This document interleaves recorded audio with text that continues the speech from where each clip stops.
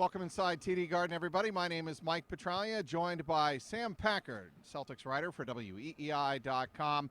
Sam, the Celtics took care of business. They took a little while to get their engine started in this game against the Milwaukee Bucks, a team that was missing quite a few players, including Michael Carter-Williams, and we'll get to a few others that were missing in just a bit. But the Celtics do manage to outscore the Milwaukee Bucks 94-74 over the final three quarters, and they win this game. They improve to 47-32 on the season. Why is that so important? They match the record of the Atlanta Hawks for third place in the Eastern Conference, and guess who's up next? The Atlanta Hawks Saturday night down in Georgia. So what were your big key takeaways from this contest?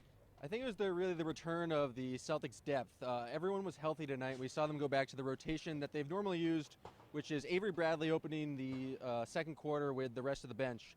And that's where we saw the Celtics kind of really put this game away. I think in that quarter they had 13 assists on 14 made baskets. They scored 35 points, and it's really just they completely shut down the Greek freak Giannis, who had an amazing first quarter. And that's where we've seen the Celtics win games this entire year, is really using their depth, so there's no letting up. At every single point, they're going to have a strong lineup out there, and they just proved to be too much for the Bucks tonight.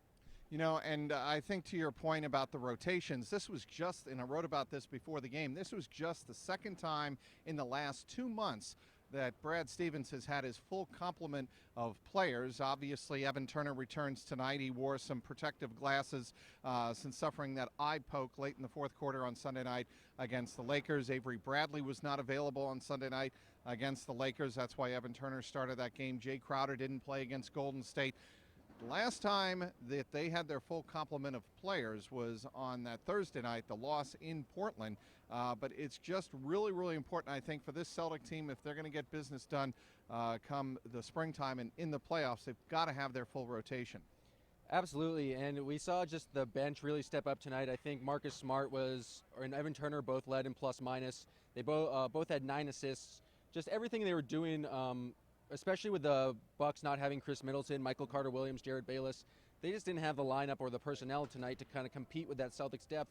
And we're going to see that bench kind of shorten up in the playoffs, or at least I would assume. But I think that's one of the biggest strengths of the Celtics is there is no letting up, and at any point they're able to go on a run with no matter who's on the floor. The big man in the middle gets it done. No, not Jared Sullinger. That would be Tyler Zeller, matching a career high with 26 points off the Celtic bench tonight. Why is that significant? Well, for a couple of reasons. It's Tyler Zeller. You got to want to get him started and get some momentum going into the playoff run for the Celtics. But this was the first time, Sam, since February 29th against the Utah Jazz that one Isaiah Thomas did not lead the Celtics in scoring. A streak of 17 straight games comes to an end, but Isaiah Thomas did score his 20 points, extending his streak of 20 or more points to 18 games. But your takeaways on why Tyler Zeller had such a big night tonight? I think it had a lot to do with what the Bucks were doing. They were doubling a lot and kind of crashing the initial ball handler. So the Celtics made the extra pass and were able to find Zeller kind of crashing towards the hoop. And Tyler Zeller's always had soft hands, and he's always run the floor really well. He has this kind of potential in him, and we saw him do it a lot last year, especially more with Rondo in town. He's kind of worked the pick and roll. But Tyler Zeller's always had this capability. It's just in certain times the matchups don't work out for him. We saw the Bucks go big tonight. They had kind of three forwards on there, 3 bigger forwards. I think Stevens mentioned after the game, There a lot of times there's a power forward playing small forward. So with that, the bigger lineup actually helps, and that's, again, just points to the Celtics' versatility and ability to beat you in many different ways. You know who I thought had a tremendous game tonight? Marcus Smart. Not because he necessarily scored, but really he got others involved, namely the bigs. He back-to-back plays in the second quarter. He had great passes underneath for alley-oops, one to Tyler Zeller for a layup, the other to Kelly Olynyk for a slam dunk that really got this crowd, which was kind of on its hands a little bit in the first half, got them up on their feet, got the electricity going in the TD Garden. And then at the end of the first half, 0.2 seconds or 0.4 seconds, I think it was, left before halftime, everybody kind of getting ready to go up the concession stands. Marcus Smart throws a touchdown pass to Jared Sullinger, and that layup really gave, I think, the Celtics some momentum going into halftime. Just, I thought, a great all-around game for Marcus Smart. I think this is the quintessential Marcus Smart game because he didn't even make a field goal tonight, but he had such a huge impact on the game. We mentioned all those 3 passes. I don't know if it had to do with his mom being in the crowd. This is the first home game she's ever seen. They're in town to support his foundation.